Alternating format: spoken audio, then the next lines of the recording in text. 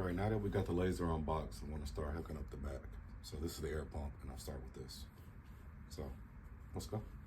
What I like about connecting some of these pieces is that they have these quick connect options where you just push in, put the hose in, and it automatically locks. I'm going to connect my air pump hose.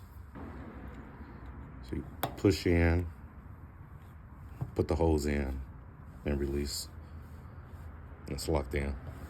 So the next thing you want to connect is your exhaust. It's going to come with an exhaust, some clamps to secure it. You're going to get two hoses.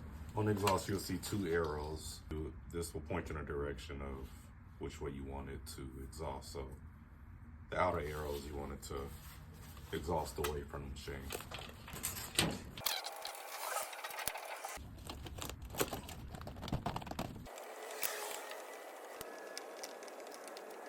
Then you want to do the same thing for the other side.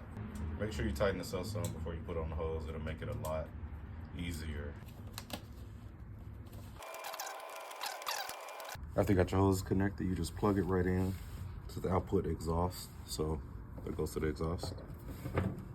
And then you plug your power supply in. The cool thing about the power supply is it's another quick connect. So you pull this lever back, push it in, and turn. Now it's in there. So that's a pretty cool feature.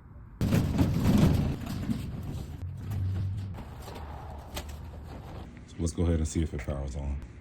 The main switch, the laser switch. If you hit your two buttons and the laser doesn't do anything, make sure your emergency stop isn't activated. So to release the emergency stop, you just twist and it pops up.